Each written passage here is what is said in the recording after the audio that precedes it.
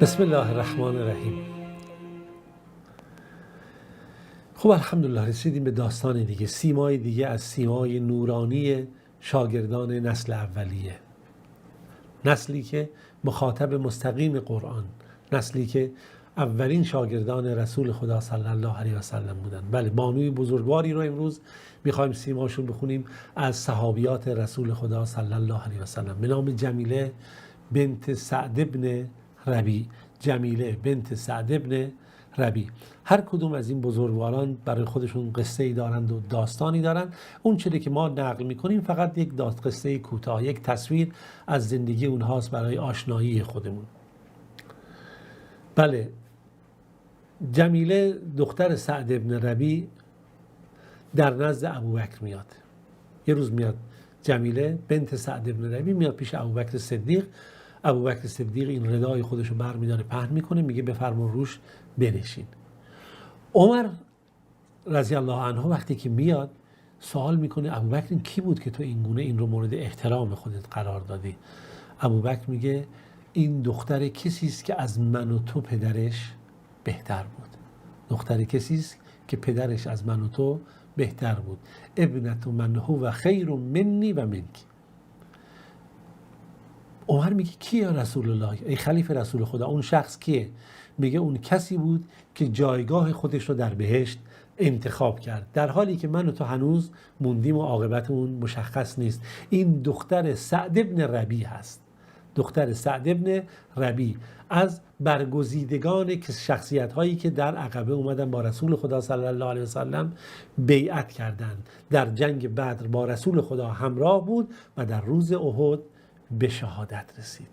بله، سعد کسیه که سعد ابن ربی رسول خدا صلی الله علیه و سلم در مورد ایشون میگه رحمه الله نصح لله و لرسوله حیا و میتا، که خدا این مورد رحمت قرار بده. کسی که خیرخواه رسول خدا صلی الله علیه و سلم بود و به خاطر خدا نصیحت میکرد، که چه در زندگی چه در بعد از مرگ خودش. بله، ما در مورد زندگی این بزرگان و اخبار این بزرگان بارها صحبت کردیم. سعدها در بین انصار 7 نفرن. 4 تا از اونها از قبیله اوس هستند که سعد ابن معاذ، سعد ابن خیثمه، سعد ابن عبید و سعد ابن زید هست. 3 تا از این سعدها در قبیله خزرج هستند: سعد ابن عباده، سعد ابن عثمان ابن ابو عبیده و سعد ابن ربی، پدر همین جمیله که ما میخوایم در این جلسه داستان ایشون رو بخونیم، که خداوند از همه یاران رسول خدا صلی الله علیه و سلم راضی باشه. ما امروز میخوایم سیمای اطراگین این صحابیه بزرگوار رو، دختر سعد ابن ربی رو با هم بخونیم. کسی که با کنیش مشهور شده، کنیش به نام ام سعد، یعنی به جای اینکه بیشتر در تاریخ گفته باشه جمیله بنت ربی، گفته شده ام سعد بنت سعد رضی الله عنهم اجمعین. وقتی که بالاخره پدر ایشون شهید شد در جنگ احد، سعد ابن ربی، مادر جمیله بعد از چند ماه ایشون رو از شهادت پدر به دنیا آورد، چون مادر باردار بود و پدر وقتی شهید شد بعد از چند ماه به دنیا اومد این به دنیا اومد این فرزند.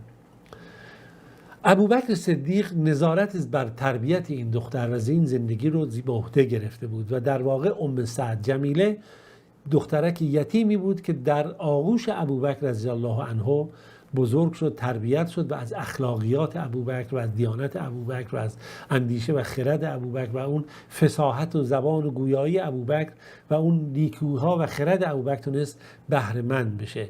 و اینجاست که ام سعد میگن یه روز پیامبر خدا صلی الله علیه و سلم بالاخره مقابله که روبرو شد همدیگه رو دیدن، پیامبر بهش گفت که تو کی هستی؟ من انتی. تو کی هستی؟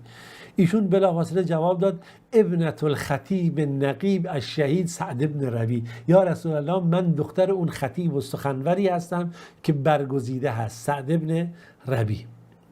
حالا جالبی که در زندگی ایشون یک داستان جالبی رخ داده که این تقریبا میشه گفت در احکام فرائض و فقهیات اسلام نقش جدیدی رو داره، چرا که این صحابی بزرگوار، این جمیله یا ام سعد و خواهرش و مادرش در شأن اینها آیات قرآن نازل شده و دستور قانونی برای همه بشریت که دستوری است که تمام قوانین ارث جاهلیت رو به هم میزنه. خوب دقت بکنید، زن در تاریخ جاهلیت هیچ ارزشی نداره، حقوقی نداره، ارث نمیبره. حتی گاهی زن رو به ارث میگذاشتن برای وارثان مرد خودشون و میگفتن آقا ارث فقط مال مرده، مال کسیه که از ما نسلش انتقال پیدا میکنه، مال کسی که شمشیر به دستش میگیره و مبارزه میکنه از حریم قبیله و قوم و طایفه و ارث مال اینه و قوانین کور و کر جاهلیت و زن فقط یک کالا هست و زن فقط یک ابزار هست، حتی در بالاترین حالاتش. ببینید داستان چگونه است. زمانی که سعد بن ربیع به شهادت رسید، خب از ایشون 2 دختر بود. مسلمانان هنوز قوانین ارث وجود نداشته، به قوانین جاهلیت عمل میکردن.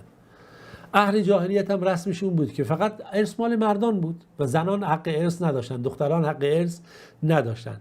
حالا سعد بن ربیع شهید شد، عموی ایشون اومد همه این دار و مدار و میراثی که مونده بود برای خودش برداشت و هیچ چی دیگه به همسر سعد بن ربیع و دخترای یتیم این نداد.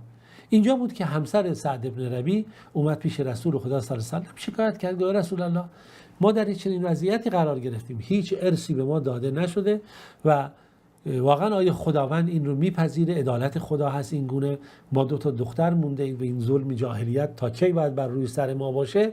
و این روایتی که جابر ابن عبدالله رضی الله عنهما نقل میکنه، میگه همسر سعد بن ربیع اومد پیش رسول خدا گفت: یا رسول الله، هاتان ابنتا سعد بن ربیع، این 2 دختر یتیمای سعد بن ربیع ان، قتل ابوها معک فی یوم احد شهیدن، پدرشون با تو در روز غزوه احد شهید شد و مرد، از این دنیا رفت.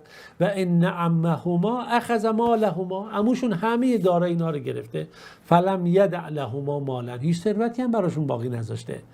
ولا ینکحان الا ولهما مال. شما میدونید که در دنیای بشریه یا دنیای ما یا فرهنگ ما دختری هم که ثروت نداشته باشه کسی باش ازدواج نمیکنه. این تعبیر رو هم داشته باشید، تعابیر خیلی زیباست و حالاتی رو که میشه روش خودتون فکر بکنید.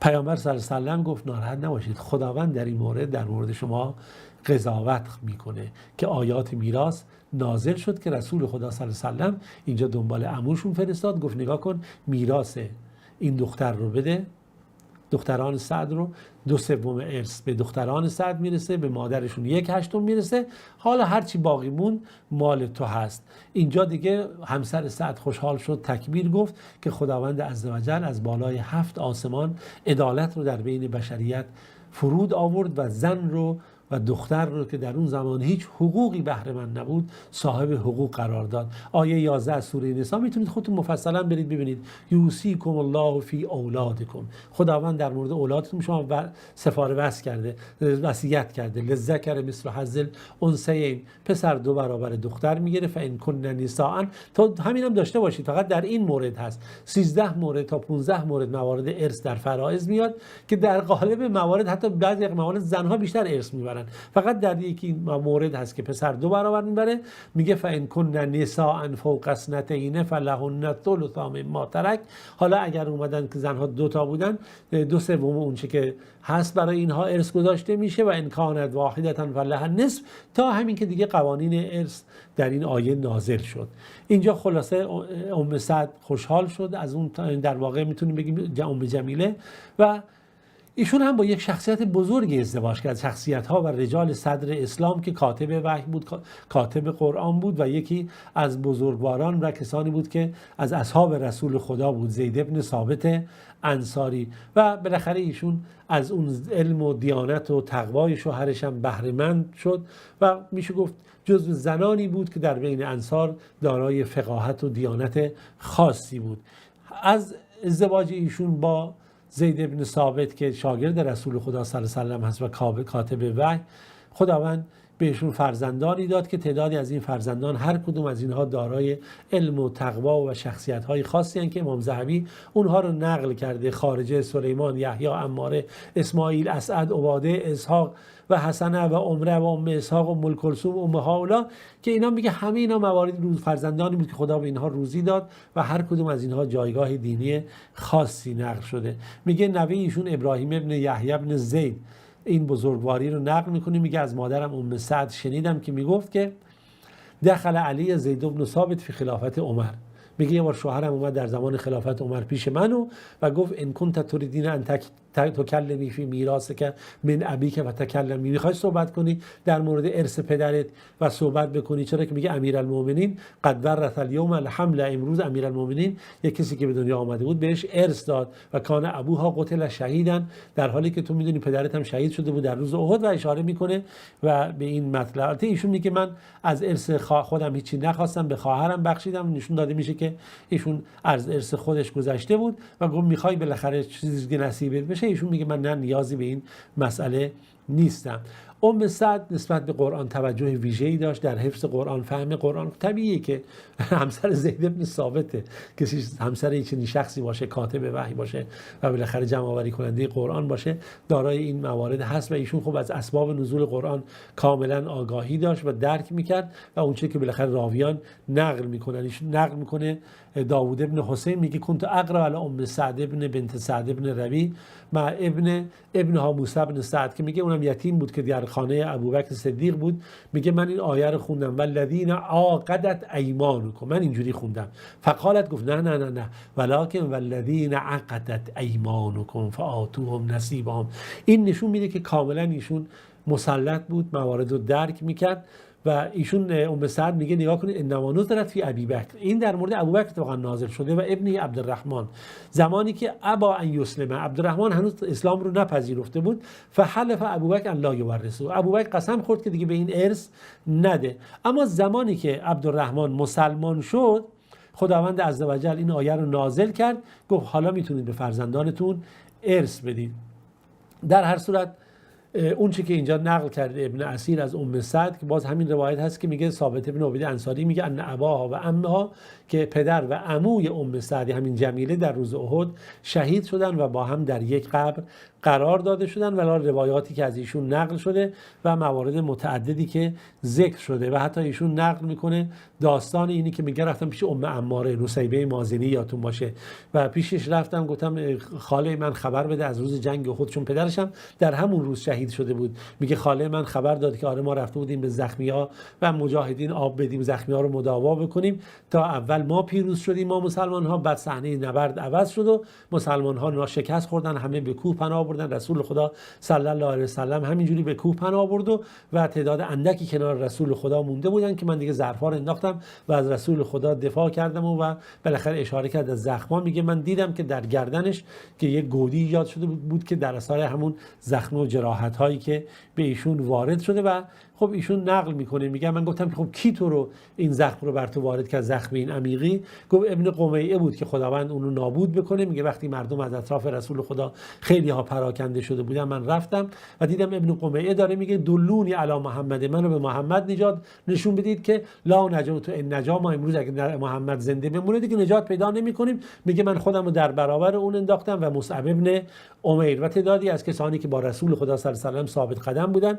میگه فضربنی هاذ ضربه، اون این ضربه رو به من زد، منم بلافاصله به اون ضربات متعدد زدم. اما میگه این دشمن خدا دو تا سپر داشت از خودش دفاع میکرد. در هر صورت این روایتی که نقل میکنه از نصیبه مازنیه، ایشون میگه ام سعد زندگی خوب و پاکی رو داشت با همسر خودش زید بن ثابت، زندگی که سراسر خیر بود و در سال 45 هجری ایشون از دنیا رفت.